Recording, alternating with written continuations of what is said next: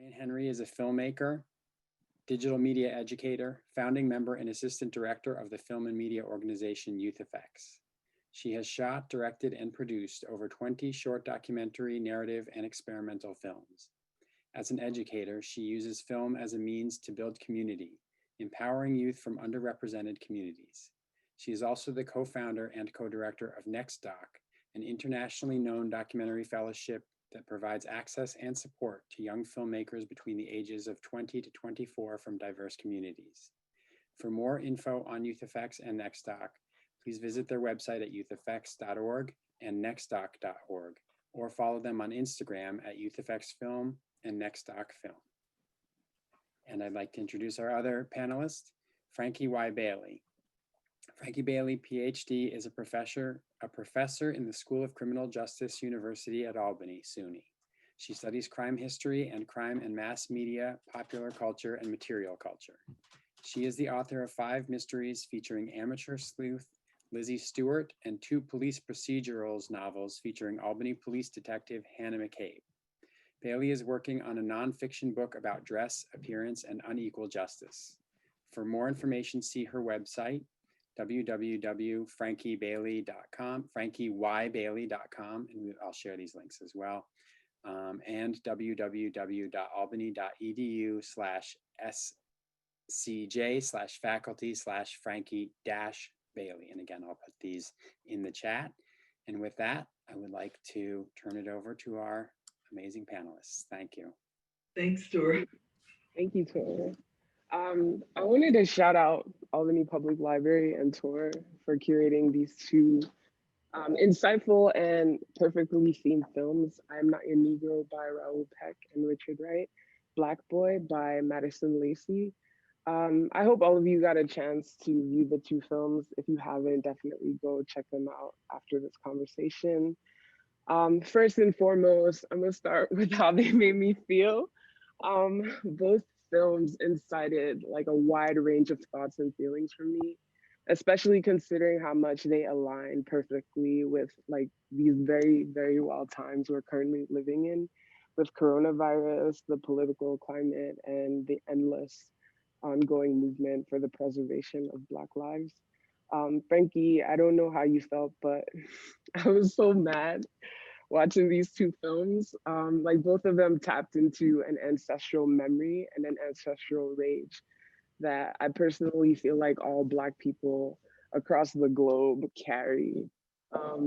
They reminded me of like the living narrative of Black people in this country and how both Baldwin and Wright transcend time and space in the frameworks that they've created and offered Black and brown artists, intellectuals, cultural creators, critics. I feel like the list goes on. Like there are so many people out here building off of their work and just like tapping into their strength and fearlessness. Like especially right now, like I think of cancel culture and how I find myself being so scared sometimes to use my own voice out of fear of just like being socially maimed. But I feel like Baldwin and Wright just are pillars in reminding us of just like how significant and how important it is to use your voice and to basically be a witness to your own reality, even in the face of literal and metaphorical death and just like being socially maimed by your own people and your own country. But anyway, I could go off for hours, but Frankie, I just wanted to start with my first question. Like, how did these 2 films make you feel? Well, what did they bring up for you? What memories presented themselves? well, you know, we just finished the James Baldwin's America series with the League of Women Voters and toured the library. So we've been reading all of his works. And so I had seen the film before that. I went back to look at it again, but the Wright film, the Wright documentary I used in class, so I was familiar with that. And I was just interested in that because of Native Son. I knew about his experiences as a writer, but Native Son I talked about in class and used, and so I always find it interesting to go back and place that in the context of his life. But with Baldwin, I identify strongly with Baldwin as a writer and his discussion about being a witness and providing context. Because when I think about what I do, I don't see myself as an activist, and he was some, was still thought of in that way as well as being a writer. But for me, it's about the writing and listening to him talk about popular culture. I teach popular culture, and so the references he makes, the things he talks about, I really understand from that perspective, and so I identify with him a lot.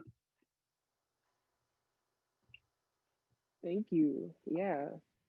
Um, did any memories come up like from watching those two films? Like, did it make you think of anything from your past? Like, how has Baldwin and Wright shaped you in any way?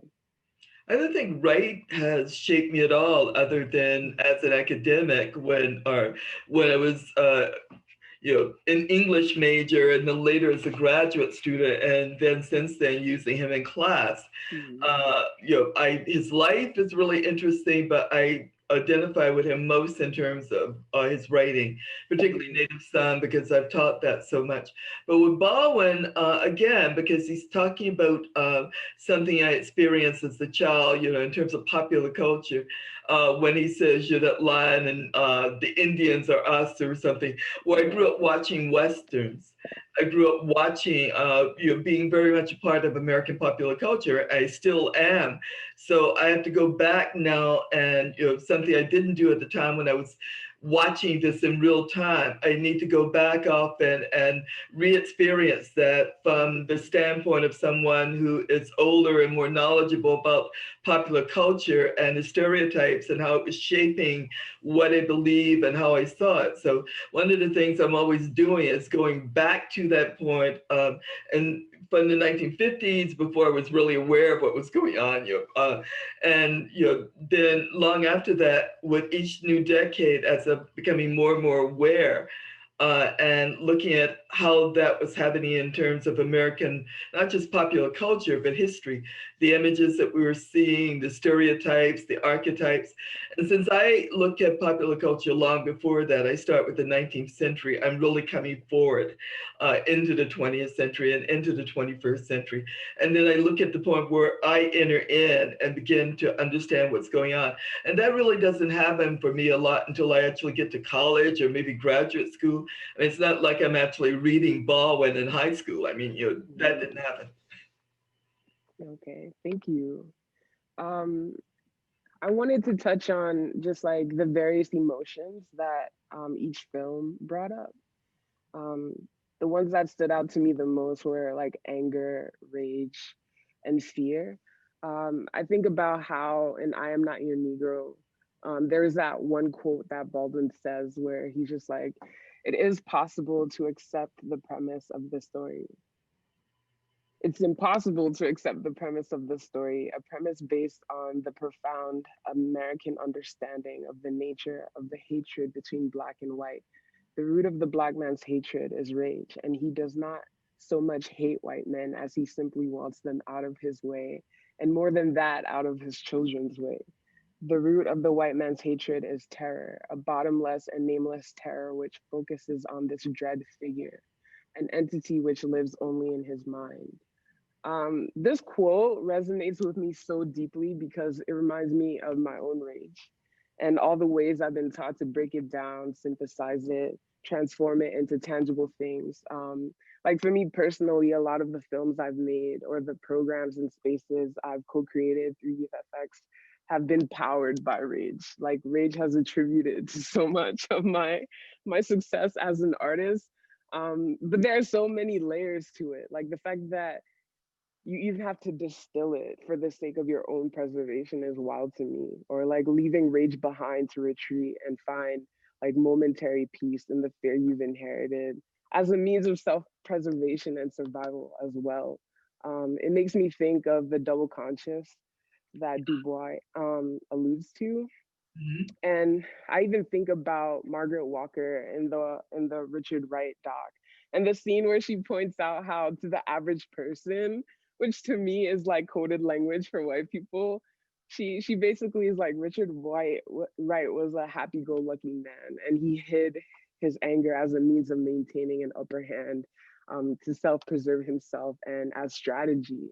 Um, yeah, and then even just like how fear is taught as a means to survive and the whole discourse about his grandma. But can you speak to how you've navigated what we've been taught to consider as violent and malignant feelings? Like how have you used your anger and or rage as tools to survive? Well, the whole issue of Richard Wright and Smiley and people not being aware of how angry he is. I mean, there is that angry Black woman thing that we're talking about. If you go around, all day, sort of, I'm in a bad mood and don't, this is not, it's counterproductive. So, I don't go smiling all day, but I don't do the angry Black woman thing either. Usually, in the morning, as I said to someone recently, it's not a good time to talk to me just because I don't like mornings that much more. So I get more diplomatic as the day goes on. But then, as a social scientist, I have to say that in terms of how I approach life, I'm often looking at this in the context of research, those intersections, and like the book I'm just finishing up now about dress, appearance, and unequal justice. There are things that make me angry, but then because I'm going behind the scenes, so to speak, and analyzing and thinking about it, I don't go around usually in a rage. I go around feeling dismay and sadness, but not necessarily rage. It's just when I see the cycle of things being repeated, and because I'm looking at it from the colonial period forward, I mean, I have a very long 400 years that I'm looking at. And so, there are ups and downs, and, things look better and then they get worse. But there are certain themes that just get carried through from the colonial period to the present, and they're repeated over and over again in different mediums. The same narrative, the same images, the same stereotypes. So I'm really looking at that. So I don't spend a lot of time in rage, except when I watch the television news and Donald Trump turns up, and then I have to go turn the sound down because, I mean, I shouldn't say this, I should be diplomatic. But, that is the one thing, oddly enough, he does, push all my buttons. And so I just have to, be analytical there, just because he is, I think, the worst example of some of the things we're talking about. Right. Yeah. And even in some of your creative writing, like in your bio, Tor mentioned just like the science fiction you've worked on. Have you tapped into any of your emotions to place in those novels and what you work on? Well, my protagonist, Lizzie Stewart, in the first 5, I'm working on the 6th novel in that series. She's a crime historian, so I'm always looking back at the past and then also looking at the impact on the present.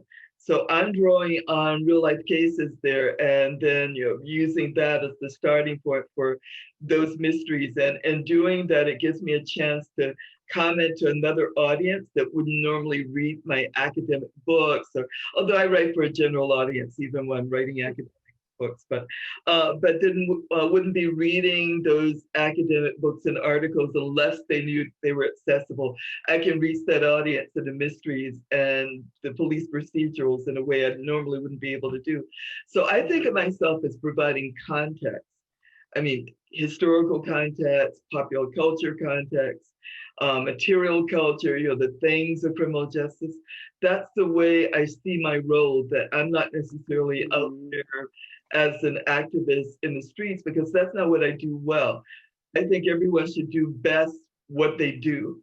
And whatever they do well, do that as their contribution to this whole discussion that we're having. And I'm really good at providing content.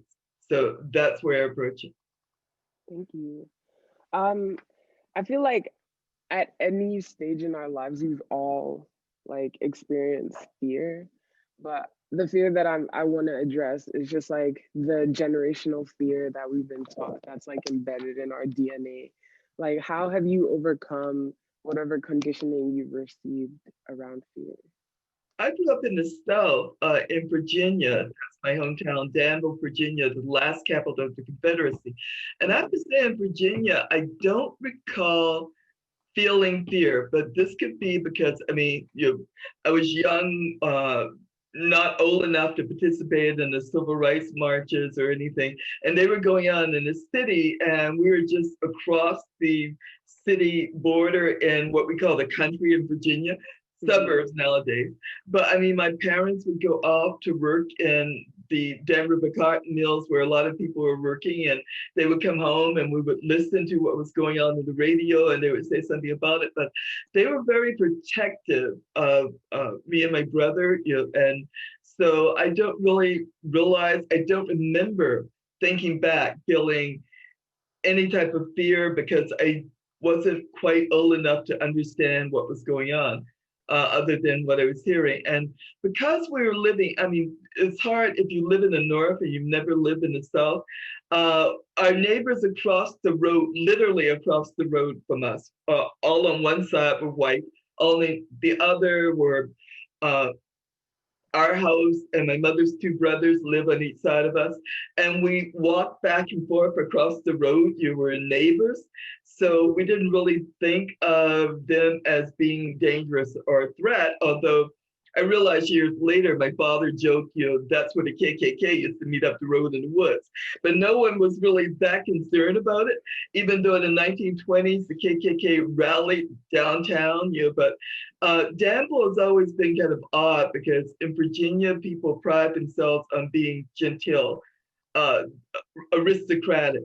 So even when the KKK was around, even when there was one lynching I could identify in Danville, it happened as a result of a woman going to the police and making a domestic violence complaint, and the two police officers came up on the porch to make the arrest of her husband, and he came out and shot one. And then, the partner dragged him away, and people gathered around this house, and the police were there, and the district attorney was there, and the mayor was there. Someone in the crowd set the house on fire, and as he ran out, someone in the crowd shot him. And that's why it was a lynching. But they quickly brought this under control. So there was no riot in the sense that we know it, no one going into the Black part of town and killing people, because the mayor was mayor for decades, and they were very much into controlling. There was a Black middle class, and they negotiated across racial lines. So the kind of violence that you might have seen other places, I didn't experience there. And then I went off to Virginia Tech, where Dixie used to be our football, rally song when someone made a touchdown. But I felt very safe in Blacksburg, which is, so I've never felt that kind of physical danger. But at the same time, I think what I fear is, I feel more fear when I'm watching angry, outrageous comments from white people on television or hearing them on the radio. I mean, I realize that being a criminal justice person, that there is this possibility of violence, violence that I won't be able to control, even though I've never experienced it firsthand, that it's always there and there's always the potential.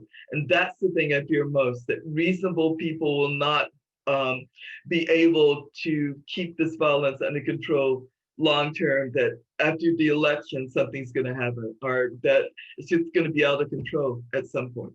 That's my fear. Word. Yeah. No, I definitely feel you.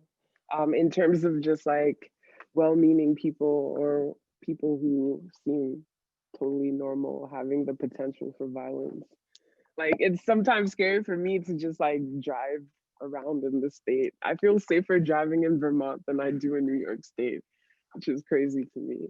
But another feeling I'm reminded of watching both films is like this persistent loneliness. And to be frank, like I feel like this is another generational inheritance, that sense of alienation that touches every intersecting part of your identity when you show up as a Black person, especially a fully self-actualized Black person in this country or Black woman in this country. Alienated. There, Black woman. Yeah. Alienated even amongst other Black people when you know yourself, when you seek and speak the truth, when you dare to be loud, when you demand difference, when you demand change. And for me, as a non-American Black Caribbean woman, I feel this so deeply at times. One of my favorite poets, her name is Igioma Mourinho. She has this short poem that reads, "Too foreign for here, too foreign for home," which makes me think of like the loneliness Baldwin and Wright might have felt when they fled the country. Have you ever felt like this loneliness or alienation? And if so, how have you overcome it? It's interesting because most of my academic and professional life, I've often been the only African American person, the only African American woman in the room. So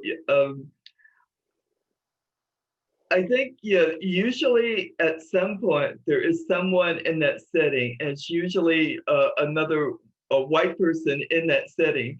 That so my best friend in graduate school, and we're still good friends decades later. It was someone. She came from a small town in Washington State. And I had been in the Army in Seattle, and we connected around that. And so we've been, great friends since. So I think the only way I've been able to do this is to cross racial lines and find an ally based on something we have in common, being graduate students or whatever. But yeah, I mean, there can be the sense when you're in a room or sitting at home, but particularly when you're in the room and you're the only person there and people are turning to you, watching to see how you're going to react. And you're thinking that, oh, I'm here representing all the Black people in the world at this moment. I mean, it's just like, okay, yeah, like the time I was invited to lead a tour through Harlem, and I'd never been to Harlem. And it was like, I mean, it was well intended. It was the mystery conference down in New York City, and they wanted to do Chester Himes. And, I'd written about Chester Himes, and they wanted me to lead this tour. And I had to find someone, a friend of mine who actually knows Harlem, to lead me as I was leading this. But the assumptions that people often make about who you are based on the fact that you're here, and they think they know what you're thinking, and they're speaking as if they can read your mind, and sometimes they're wrong. And the question of whether you correct people or you let it go. And I mean, sometimes it can be lonely if you're the only person in the room. But I've done it so often that I've developed ways of dealing with it. I just ignore the differences and just pop out with whatever happens to be in my mind. Or I just sit there listening sometimes, which can be unsettling to people. You're just sitting there when I'm feeling bad. Oh, well. Yeah, I don't thank know if you. that answered what you were getting at, but yeah. Yeah, no, I think of that one scene in I Am Not Your Negro when Baldwin is like in this room. It starts with a close-up and it zooms out. And when he's done speaking, you just see a room full of white men just clapping. And I'm like, how do you have the stamina to even exist in that type of space as one sole person? And like, I mean, yes, everything he has to say is so valid and it's a platform to speak on, but the fact that you can't even do that in your own country and feel safe, It's easier. so wild. Oh, I was just gonna say it gets easier though. I didn't feel that comfortable doing it when I was in my 20s and 30s. But now, I mean, if I'm not gonna say what I think now, when I ever gonna do it. So, Mhm. I find myself just saying whatever I'm thinking about it, which is a privilege that goes along with getting older. I mean, it's harder to do in your 20s and 30s, but once you hit 40 and after, who cares? Right. One day I'll be more fierce. But I want to transition a little bit into looking at the past. And just like the notion of seeking the truth and how the past feels the present and the future, whether we like it to or not. From a filmmaker's standpoint, I Am Not Your Negro as a final product resonated with me way more than Richard Wright Black Boy did. Like the style, the editing, the archival, and like the juxtaposition of the images with Baldwin's words felt like a breath of fresh air to me. And there was so much space in between all the content for you to digest, to build, and to return to. Like Baldwin's quote about white America's evaluation of colored people and how laughable and even pathetic that was. I feel like that line made me think of just like an underlying theme in Richard Wright Black Boy in terms of the formula and the narrative present in the white voices and perspectives scattered throughout the entire film, and just like the overall colonizing force that runs rampant through the film industry and the traditional documentary construct.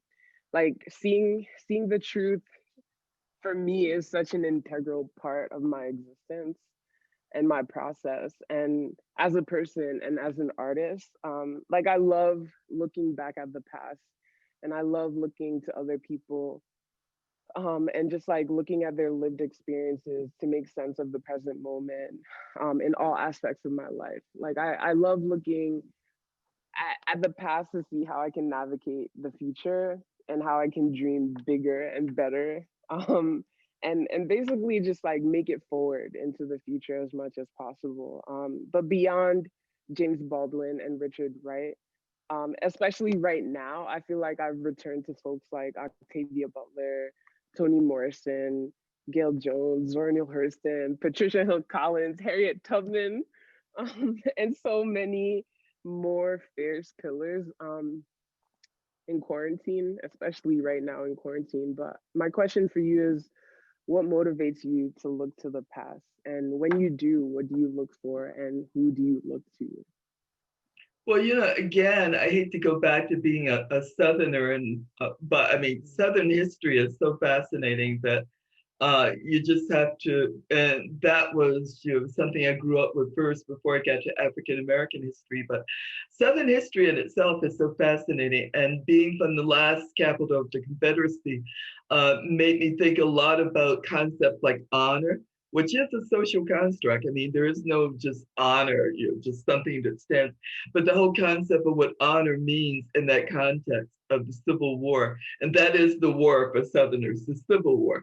So, thinking about that, and the building that used to be our library, the Sutherland Mansion, Jefferson Davis, when he was fleeing Richmond, stopped and spent a few days in that mansion, which is now Institute of History and Art, and was the library when I was growing up.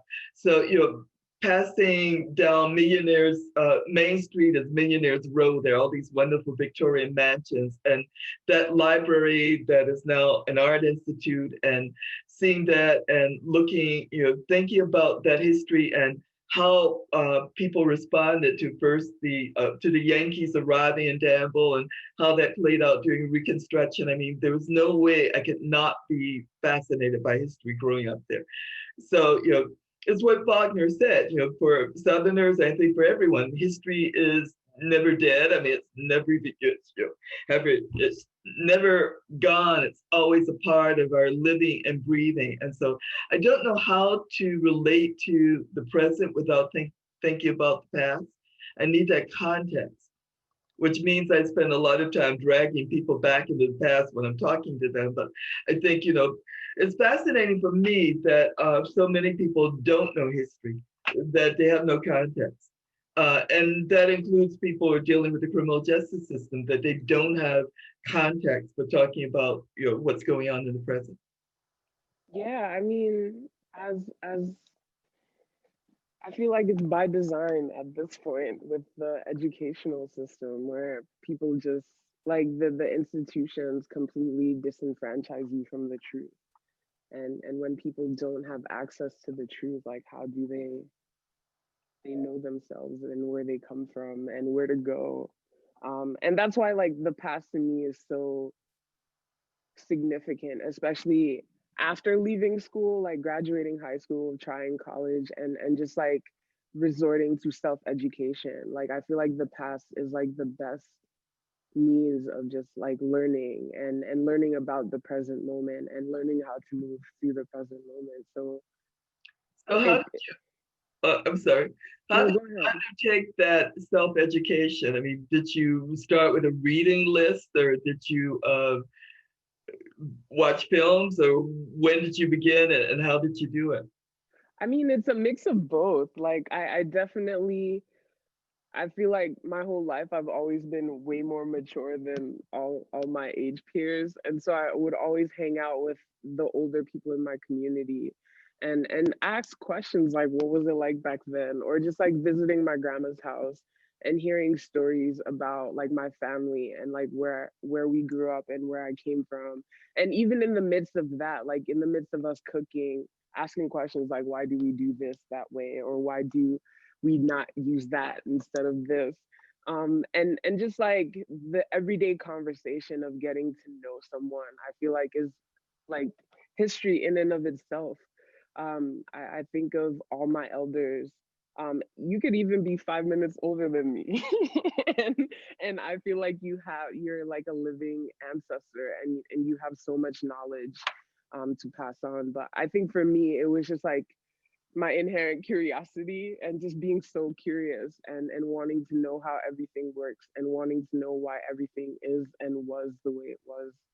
And that transitioned into filmmaking for me through watching TV and not seeing anything or anyone who looked like me and being like, damn, like how can I make images that look like me that I can watch and that other people that I know, like my little cousins, like they can see that too and know who they are and know where they're coming from. But it's definitely a mix of talking to people, reading a lot of books, and not actually watching TV. Well, it's interesting what you said about the kitchen and cooking, because a lot of conversations happen, as you're cooking, as you're in Hmm. the kitchen. A lot of the family stories that I hear were when people are sitting around, holidays in particular, sitting around the kitchen table and telling stories. And so Hmm. those are, the beginning. Yeah. Before I remember, I remember I had this vague sense of sitting around the table, and then I began to. There are some stories that are repeated over and over in family, Hmm. and they become a part of your life. And my grandmother, she loved telling ghost stories, and so I'm still freaked out. Sometimes on a moonlit night, I remember this awful story she told us. But those kinds of things. Just in terms of how you navigate life, a lot of that gets discussed around the kitchen table, I think. Yeah, most definitely. Which I feel like leads into my next question is like how have you looked to the past in your process of creating and just like navigating time and space as a Black woman in this country? Well, there are some Black women, that were so impressive. Ida B. Wells, Barnett, for example, those types of women who actually went out and made a difference. That I don't think I could approach life as boldly as she did, Hmm. be as brave, because I'm a coward at heart. I have to admit it. I don't like violence. Scares me. I mean, criminal justice, but violence does scare me. I write about it, but it scares me. So I don't think I would be out there in the front line. But the kinds of things she did in terms of the writing, um, you know. Pauline Hopkins, those women from the turn of the century who were well ahead of their time in terms of what they were doing, just um, make it seem easier for me to write, because when I'm complaining about I can't do this or I can't do that, then I think back to those women who were doing it when it was life or death to do it. I mean, that was being really bold and brave to go out and protest, and in your writing and your discussions. So I try to channel those women when I'm writing, so I don't pull away from telling the truth when I'm writing, particularly in the academic stuff. When I'm writing now about dress and appearance, I keep going back to it again and again, because I want to tell the truth and not just analyze it. I want to have it mean something, if that makes sense. Hmm. That I'm going deeper than the analysis. I'm putting the analysis in the context of life as it's happening now. So it's not just Trayvon Martin's hoodie, it's how we got to Trayvon Martin's hoodie. Word. The colonial period to the present. Yeah, word. Yeah. When you look at your own past and how you've lived and what you've learned, like you speak of all these women and they're such forces, and it's like I really felt it when you were saying you pulled influence from them, because right now I'm reading Octavia Butler and she's completely shattering like my whole approach in leadership and just like how to organize people and how to dream big and just like creating networks of people in a way that sometimes you look at a book and you're like, oh, that book can't hug me, but it's literally I'm reading these books and I feel like I'm being hugged, or I'm like sitting on my grandma's lap and she's like giving me life lessons. But when you look back at your past and just like where you are in the present moment, like do you have any insights that you could offer the young folks who are watching right now? I had no plan for my present. So, I mean, I didn't know when I was in college, I had no idea where I was going to end up. English and psychology. I was pre-vet before that. I ended up in criminal justice by chance because I decided in my senior year, in fact, spring quarter of my senior year at Virginia Tech, that I needed to go to grad school because I didn't want a job. so, so I mean, it was the suggestion of my psychology advisor that I apply to U Albany because this was the and still is top rank school of criminal justice. And then after I got that degree, I had no idea. I didn't really intend to teach. So my life has no plan. I try to have more of a plan now, but I find that I usually do better when I just respond to what appeals to me at that moment. It worked out pretty well not to have a plan, but I mean, it was chance. I mean, I didn't set out with, the only thing I've ever known that I really wanted to do was write. And I'm doing that. And so I just want to write better and write with more passion, but I had no plan for anything else. From that, I take remain agile and remain open. Like, I think it's dope that remain open to possibilities. Yeah. But moving on a little bit, I think like going forward into the future and just like recentering ourselves in the present to exist in the future, especially in this crazy ass moment. I feel like Black people have time and time again found ways to recenter themselves and ground themselves in just like ancestral power, and making the most of all the things that they have to move forward. Right now, I think of people like Adrienne Maree Brown and her books Emergent Strategy and Pleasure Activism. I think of the many efforts I've seen within my own community of Black and Brown folks returning to the land, reaping lessons upon lessons from nature, growing their own food, centering care and connectivity amidst healing tremendous amounts of generational trauma. Like, I want to shout out Soulfire. I want to shout out this group called Cooperative Jackson in Jackson, Mississippi, and just all the Black and Brown farmers and collectives and cooperatives out here who are like integral to just like returning to the land and returning to each other. And I think of like the Black radical imagination as an artist and just like the influx of young filmmakers breaking down, reshaping, and weaponizing this art form that wasn't made for us at all. And just using filmmaking as a means of carving ourselves into the future.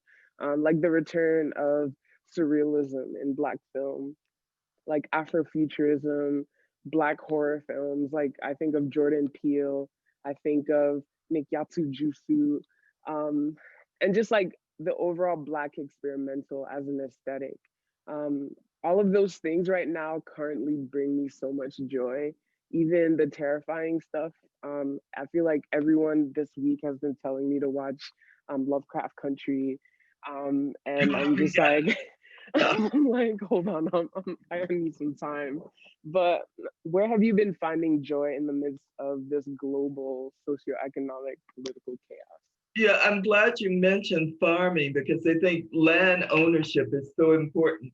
And Black farmers have had a really tough time in terms of getting the funding and being able to hold on to their farms. My grandfather owned a farm, and my father used to do truck farming, as we call it, when he was working at the mill.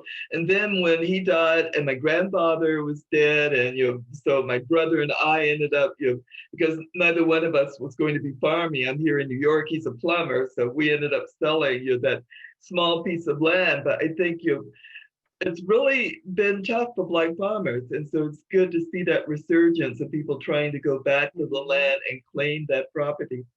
I think in filmmaking, I mean, there is, as you know, this long history of Blacks being involved in filmmaking, and so I'm really impressed to see folks like you out there, trying to not only learn from the past, but bring some new innovations, new approaches to filmmaking, particularly documentary filmmaking. That's so impressive. That's so open to the kinds of things you can do, I think, and how you can weave in so many stories that way. Thank you so much. But yeah, like, what have you been watching? What has been making you happy in the midst of all the sadness?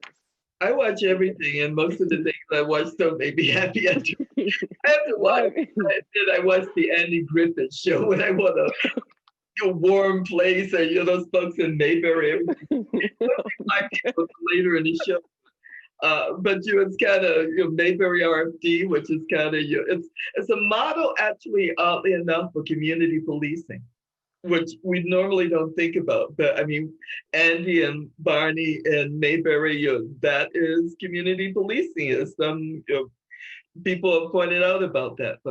But yeah, I watch a lot of police dramas. I watch a lot of movies, but I watch almost everything. I'm watching too much news because I have to do mass media. And sometimes when things are happening, I get calls from the media about something, some story in the news, wanting a comment. So my television is on whenever I'm in the house, and which means a lot of things flow in and out. But I would love to watch Lovecraft Country, but my tolerance for horror is not as much as it used to be, and I'm assuming that I would be exposed to things that would creep me out. Halloween is a difficult time for me, just because I don't want to watch too many scary things. Although I used to be able to watch serial killer movies without a problem, but now they seem almost too close to home in a weird way. Yeah, I was about to say, as a criminal professor, like, how do you even? I think those are horror stories to me. Like, how do you even ingest all of that stuff? I actually, oddly enough, once had funding to rent movies when Blockbuster was around, and I watched every crime movie I could find that on their shelf. So I went through hundreds of crime movies, and so after a while, my tolerance for violence is fairly high as long as it's not graphic. So. And I don't remember what your question was before I drifted off into a discussion. No, I was just saying, what brings you joy right now? What brings me, my cat brings me joy. Harry, my cat, is a Maine Coon mix, and he's just the sweetest cat you ever want to meet, which is lucky because he's 15 to 16 pounds. He's larger than some small dogs. And he's just a wonderful cat. I'm not seeing as much of my friends in person, but I like talking to them and Zooming, talk to my family. My aunt is in her late 90s at this point, and she's still going strong. So I love calling home and talking to her. I have a brother down in Virginia. But I like connecting with people. I've been connecting with friends that I was not connecting with as much. But now that we're all at home, doing distance learning or working from home or whatever, we can connect better. I'm cooking more. I hadn't been cooking, so I'm going back to those old recipes. Because I'm writing this book set in 1939, I'm trying out some of those recipes from that era that, just to see how they would taste, because I've never, even, but some of the recipes, I mean, a lot of them use processed, things that I have to order from the supermarket or something to cook. But I'm trying that out because food's going to play a really important role in this 1939 book. So, and then I'm doing some interior decorating around the house. So, what are you doing, Chip? Oh man. working hard, building out networks through NextDoc, through Youth FX. I feel very privileged to have like a really dope community of Black and Brown artists in my age group who, like, at any moment in the day, I feel like I could just reach out and be like, yo, have you seen this? And just geek out on something that we've either seen together at an online virtual festival, or a book that we're reading together. And I feel like all those conversations about the present moment and just like our desired future has been bringing me so much joy. Daydreaming, scrolling on social media. I feel like people give it such a bad rap, and it deserves it by all means. But I find joy in just like curating my timeline to reflect the content that I want to see, and just like engaging with other Black and Brown artists. Like one of my favorite profiles on Instagram right now is called Nap Ministry, by this woman, Tricia.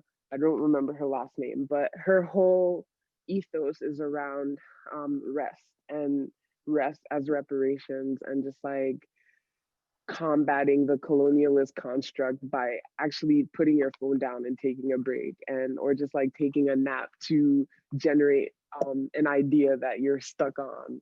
And for the longest time, you could even ask Baldwin, the Youth FX executive director and one of my mentors.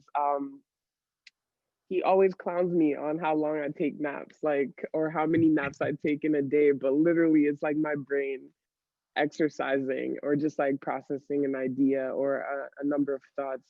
And so I feel like that has been bringing me joy, like aligning with other people who are just like exposing other realities that I feel like I inhibit on a day-to-day basis.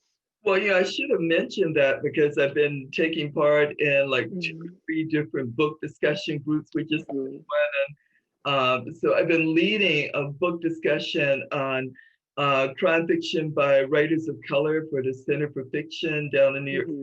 In fact, the one good thing to come out of the pandemic, and it's been horrible, but the ability to link with people in so many different places. So I belong to a writers organization, Sisters in Crime, with chapters all over the country. And we've been sharing content because now we can have chapters in other places. And I'm actually planning for a symposium in March featuring crime writers of color who I've never been able to bring to Albany because I couldn't afford it, but they're all over the country. And so it's gonna be March 17th and 18th, and they're gonna be Zooming in. And so we now have an organization, Crime Writers of Color, and so they're gonna be coming in and doing panels. And so I'm really excited about that, and I'm going to be getting more out of that because it's going to folks. It's going to be open to anyone who wants to join us, and so they're going to be talking about crime writers and social issues, and so a lot of things are going on in that area where people are talking about diversity and inclusion and reading the books and discussing and really getting into the issues. I think fiction is such a great way of getting to things that people might hesitate to talk about head on, or so you talk about the plot and then you move from the plot to talking about the larger issues. So I've been doing a lot of that, yeah. And that has given me, if not joy, some pleasure in discussing these things with folks. That's so awesome. Like I gotta write that down and check it out. So in the interest of time, because we're coming close, the next question that I have is just inspired by like Baldwin's pivotal question on our role in this country and our future. And I know a while ago you just said you never planned for where you are in your present moment, but like based on right now and like this current moment and just like coronavirus, the current presidential crisis, the world imploding, like what is your role in this country? What is your future in it? Or another flip on this question for me is just like what is your desired future? Well, there is the future of the country as a whole, and I'm hoping we're going to get back to, not that we've ever gone that deep into it, but I hope this moment in terms of what's happening will allow us to continue and expand on some of the conversations we're having right now.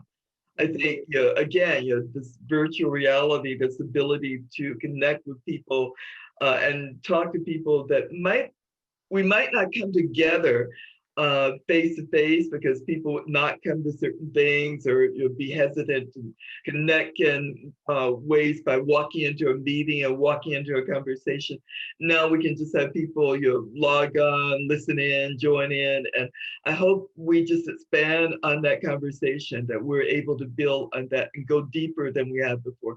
Because a lot of times we have surface conversations when something happens, and then we all go away, and then we come back again when something else happens. And I'm hoping this conversation is going to continue. So my role, again, I'm trying to, get that book that I just finished, Undressed in Appearance and Unequal Justice. My agent has it. I want it out there. And then I want to talk about those topics because I believe that's the way I can take people into some of that history we haven't been dealing with. Clothing, everyone gets dressed. Everyone looks at someone else and thinks certain things. And so to the extent I can talk about how that influences how we respond to police officers or to victims or to offenders or to ex-prisoners, how that influences what we do and what we say and whether we think someone is guilty or innocent. I want to talk more about that. So that's where I'm going with that. And I'm going to continue the mystery writing because that's the way of getting at that. And of course, I'll be teaching. So I'll be talking to my students and trying to get them to think or continue thinking about the kinds of things we're talking about. So I see my role as continuing what I'm doing, but doing it better in a context in which I hope folks like you are going to be doing some really great things. And I'm going to be providing some content. Thank you. Yes, thank you so much. Do you have any final words? Let's see if anyone in the audience has some questions and we can respond to those. How are we doing with those, Tor? Anyone have any questions, comments? Yep, I do have several questions. So the first of them was aimed at you specifically, Frankie. Do you think the Civil War actually ever ended? Are we on the verge of another one or just a continuation? I think as some historians have argued, the Civil War ended. There was this period of Reconstruction and then the Solid South. And as some historians have argued, the Southern version of history became the predominant depiction of what had actually happened. And so even though the North looked down on the South, as a Southerner, I'm really in distress about that. This idea of the South as being somehow inferior and the North being better. As a Southerner, I can tell you that I'm never more Southern than when I'm in the North and people are, stereotyping us, which I don't find fair. But I think to the extent that we never really, it's like what happened after World War I, where you have this peace declared, and then you never really deal with the issues, and you have World War II.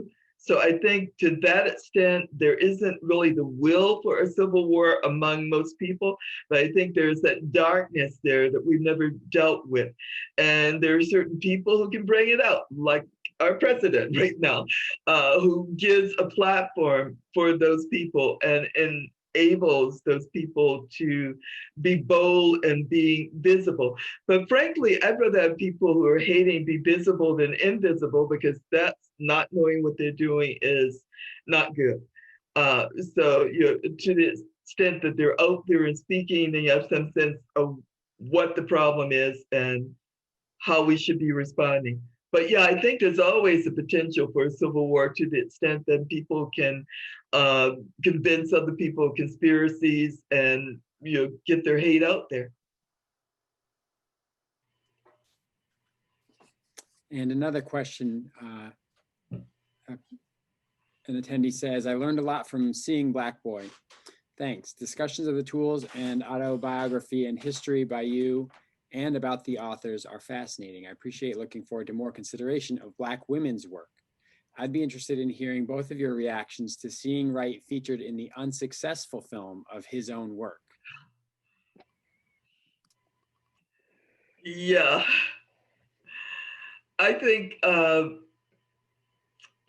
I have actually watched the movie, and I think it was a bad choice on his part to do that, but I understand why he did. I mean, he had money invested, and he's just not an actor, and he was older, and there were all kinds of reasons why he shouldn't have done that, but I understand why he did.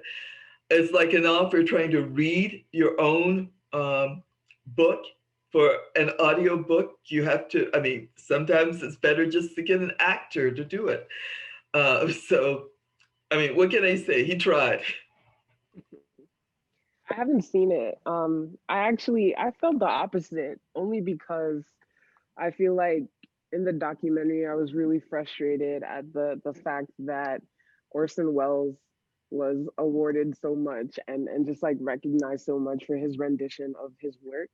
And the moment when he himself tried to like create his own content and to bring it forward for people to see, no one cared about it. And even the context of just like him having specific actors that he wanted in mind to play Bigger Thomas, and them not being available, or just like them not wanting to sign on to the project for all the reasons that are valid and tangible for that time. But I feel like I was disappointed that it didn't even like get like credit for a Black man living in the era that he was living in, creating his own work, like having written a book and then making a film about it. I think of Julie Dash and her Daughters of the Dust. Like she wrote the book and then made the film, and to this day, I don't know. I was really disappointed that he didn't get shine for actually doing so much himself. That is true. The production values, though, are, so yeah, he gets credit for that, but as a film, it's more difficult to say it's really a great film. So, but I agree with you, he should get credit for his effort to bring it forward. Yeah. Sure. That's a great segue into the next question, which is specifically for you, Darian. Oh. And I'll actually merge two questions here. The first is, what main audiences and or goals do you have in mind for your films? And with Youth FX getting national attention at many film festivals, and this is growing exponentially, has this expanded audience and has attention shifted your approach to filmmaking at all? Oh, damn. Who asked that? I think my intended audience is definitely people who look like me, for sure, hands down. And young people, I think, yeah. I just think about my younger self and all the times I had questions and wanted answers and not being able to find them. and just like creating content that speaks to the experiences that are often overshadowed, or just like disregarded in just like your childhood experience. I feel like a lot of my own personal work is about memory and just like the generational inheritance of certain things that continue to persist through time and space at all stages of your life. And I feel like in the work that I want to continue to make, I just hope that I can like tap into young Black and brown women, predominantly women, but every person, every young person who aligns with all of my different intersections, like being a first child, being the daughter of a single mom, growing up in poverty, like all the things, and just like all the narratives and all the stories that I have to tell from all those different perspectives, I feel like can speak to so many different people, in some way. And can you repeat the second question about the festivals? Yes, with Youth FX getting national attention at many film festivals, has this expanded audience and attention shifted your approach to filmmaking at all? That's really interesting, because I feel like the film festival scene is so white and so much older than my designated audience. And I think the shift that has come to me is just like demanding even more, like building a stronger connection with my audience, because a lot of the film festivals and the institutions and the spaces that often have the most attention on them aren't accessible to my audience. And so I feel like, having realized this, I'm just being forced to consider and address like all the various ways that I can get to my audience, and even just like the ego-based aspects of just like, yes, it's nice to win the award and to have people clap for you, but at the end of the day, that's not my mission.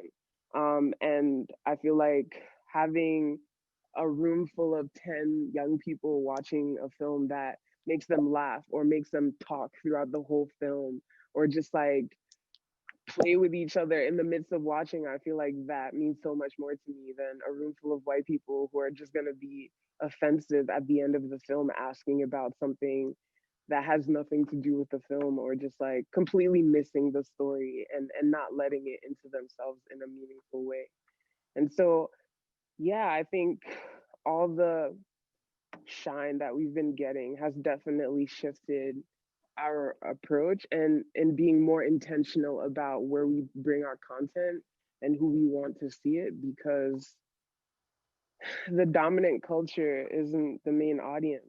And I feel like we're at a very critical time where that is shifting and people are scared. But I'm excited for just like the future of cinema, and just like integrating and making those spaces more accessible for young people, for Black and brown people, for Indigenous people, um, and everybody in between.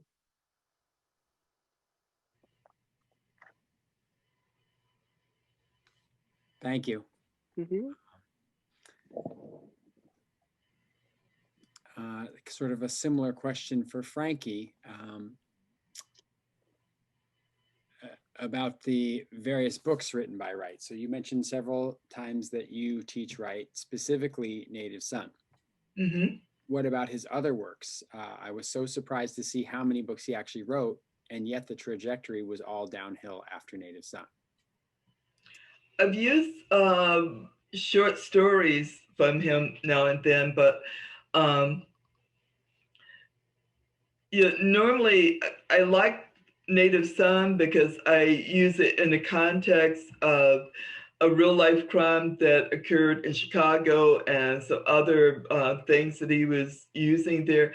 And because I use it in the context of a discussion about the impact of the environment on not only Bigger Thomas, but on other people living in so-called bad neighborhoods. So that environmental determinism kind of conversation, but also what Wright's saying about migrants. So I've used a few of his short stories, but usually, I mean, I've read his stuff, but usually when I look at what works best, it's because Native Son brings together, it's a kind of compilation of the short stories where he's looking at the migrant and the impact of migration. I love that opening scene in the kitchenette with the rat. I mean, that sort of sums up how that whole book is going to go for him. So that's why I focus on that other than the other things. It's more accessible for the students I'm going to be talking to. Thank you. I think we'll have time for one more question. I know there are some closing remarks, and we also have going to have a little bit of word about voting from our partner. So I'll just, this final question, Baldwin wrote, "Nothing can be changed until it is faced. How do you think we more effectively face the system and implicit racial biases?"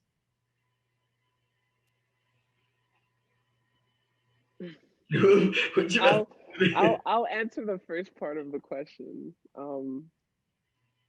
I feel like questioning everything and demanding to know the answer to everything versus being so comfortable and so okay with the way things are. I think that's like the biggest thing that I keep coming back to is consistently asking why. And having the audacity to dream up an alternative and presenting it and pushing it and having people enroll in it.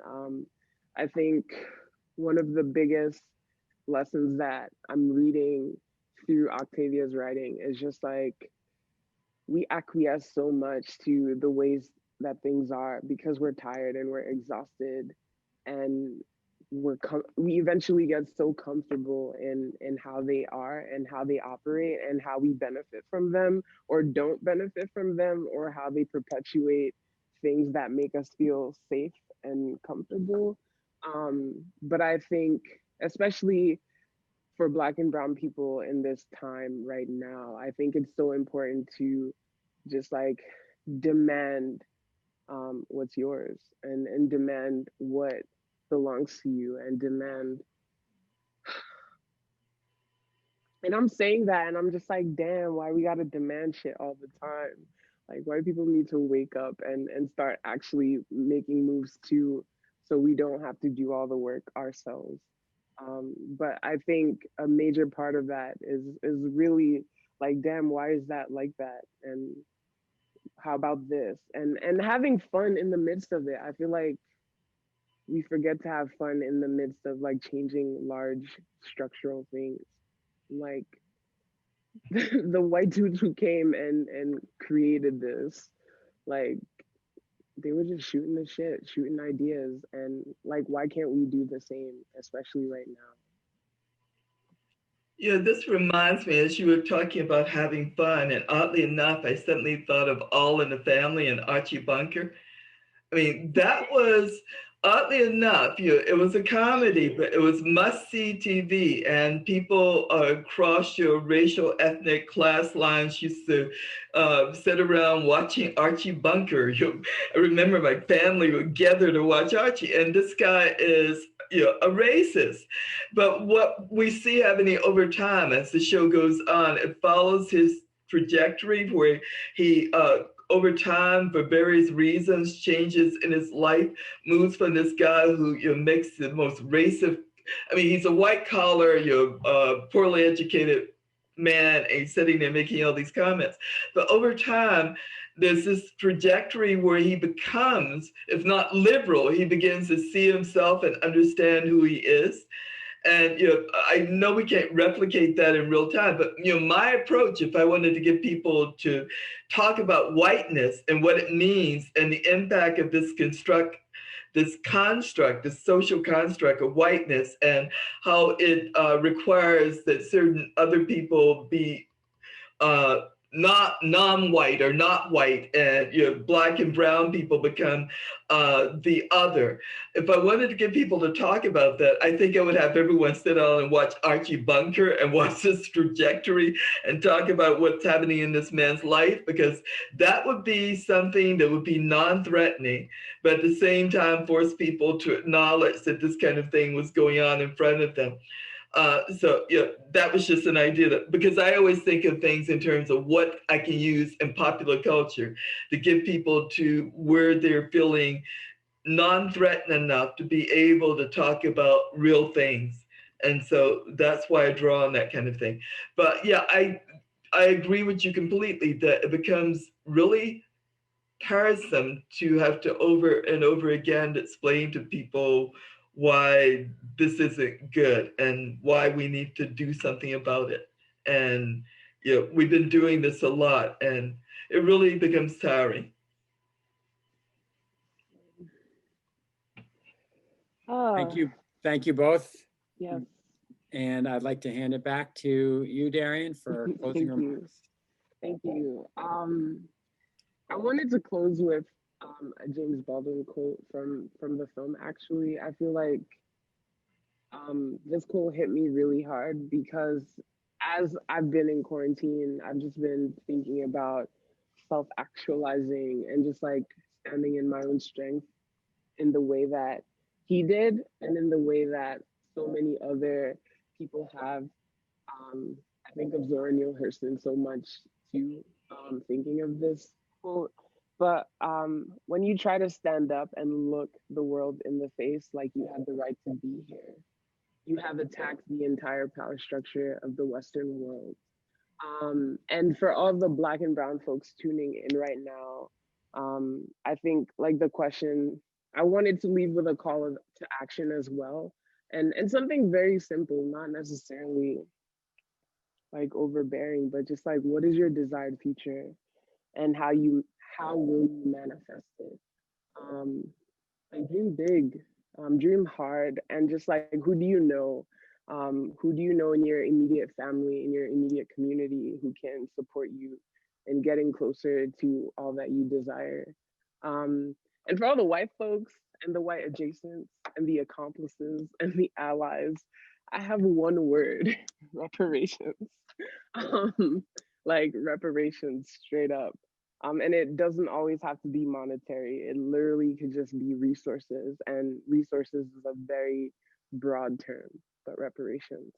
Thank you to everyone who came out tonight. Shout out to my Youth FX team and our Next Doc fam.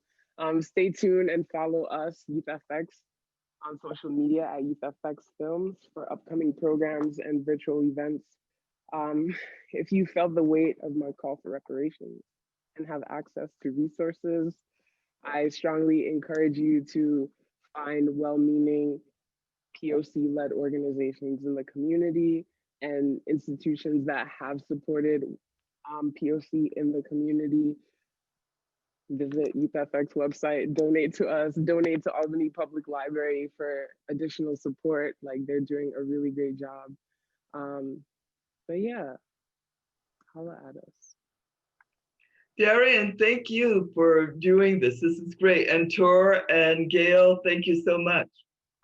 Thank you as well.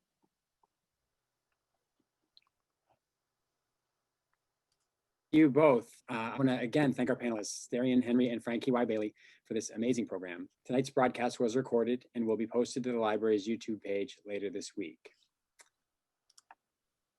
I also want to give special thanks to the League of Women Voters of Albany County, and in particular, Gail Volk, their second vice president. The League has been partnering with the library over the last year to provide the community the opportunity to explore James Baldwin through a Humanities New York grant-funded program to the League. The partnership with the Albany Public Library and with Frankie Y. Bailey continued, resulting in the development of tonight's program. Given the League's focus on expanding voter opportunities and removing obstacles to exercising the franchise, Gail wanted to take a minute to talk about what's ahead for voters.